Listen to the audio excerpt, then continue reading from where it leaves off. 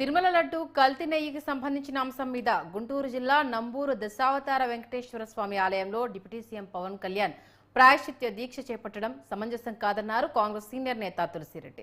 తప్పు చేసిన వారు ప్రాయశ్చిత్య దీక్ష చేస్తారని, కల్తీ నెయ్యి వ్యవహారంలో పవన్ కళ్యాణ్ తప్పులేదు, మరి ఆయన ఎందుకు దీక్ష చేపట్టారని అన్నారు. అపరాధం చేసిన వాళ్లపై కలియుగ దైవం వెంకటేశ్వర స్వామి చూసుకుంటారని, వారిని శిక్షిస్తారని చెప్పారు.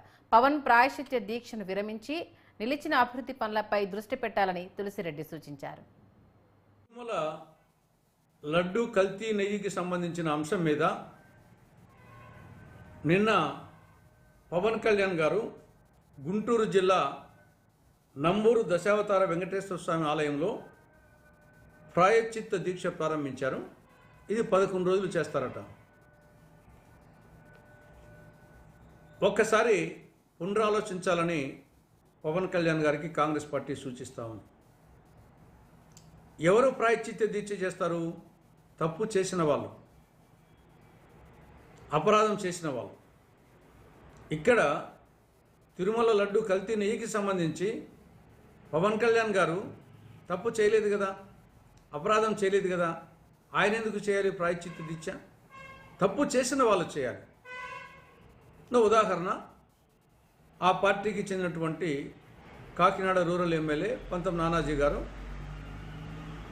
ఒక డాక్టర్ మీద దురుసుగా మాట్లాడాడు. దానికి ప్రాయశ్చిత్తంగా ఆయన ఈరోజు దీక్ష చేపట్టారు. అది కరెక్ట్. కాబట్టి తప్పు చేసిన వాళ్ళు ప్రాయశ్చిత్త దీక్ష చేయాలి.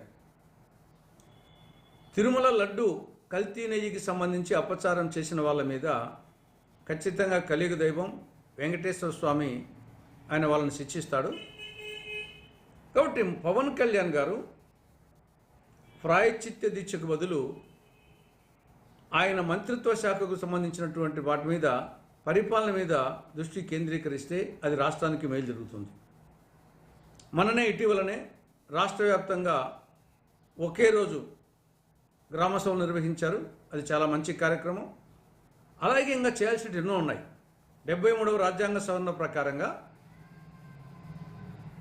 గ్రామ పంచాయతీలకు, మిగతా మండల పరిషత్తులకు, జిల్లా పరిషత్తులకు విధులు, నిధులు, అధికారాలు బదిలీ చేయాలా. ఇప్పటికి కూడా అవి ఉత్సవ విగ్రహాలుగానే ఉన్నాయి. కాబట్టి దాని మీద దృష్టి కేంద్రీకరించాల్సిన అవసరం ఉంది. రెండవది, స్వచ్ఛ భారత్ కింద, స్వచ్ఛాంధ్ర కింద సంపద కేంద్రాలు నిర్మించడం జరిగింది. కానీ అవన్నీ కూడా దరిద్ర కేంద్రాలుగా దర్శనమిస్తున్నాయి. ఏమి ఉపయోగంలో లేకుండా వాటిని వినియోగంలోకి తేవాల్సిన అవసరం ఉంది.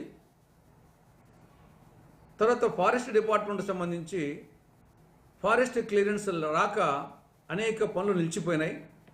ఉదాహరణకు కడప, రాజంపేట, కోడూరు, రేణిగుంట ఈ యొక్క 4 లేన్ నేషనల్ హైవే కేంద్ర ప్రభుత్వం 2254 కోట్లు మంజూరు చేసింది. 162 కిలోమీటర్లు 4 లేన్ రోడ్డు. టెండర్స్ కూడా పోయిన సంవత్సరమే అక్టోబర్లో అయిపోయినాయి. దాదాపు సంవత్సరం కావస్తా ఉంది. కానీ ఇంతవరకు పనులు ప్రారంభం కాలే. దానికి కారణం కేవలం 100 హెక్టార్లకు సంబంధించిన ఫారెస్ట్ క్లియరెన్స్ రాలేదు. దానివలన ఆ కాంట్రాక్టర్ వచ్చేసి లక్ష్మీ కన్స్ట్రక్షన్స్ వాళ్ళకు కాంట్రాక్ట్ వచ్చింది. వాళ్ళు పనులు మొదలు పెట్టలేకపోతున్నారు. కాబట్టి ఇటువంటి వాటి మీద పవన్ కళ్యాణ్ గారు దృష్టి కేంద్రీకరిస్తే రాష్ట్రానికి మేలు జరుగుతుంది.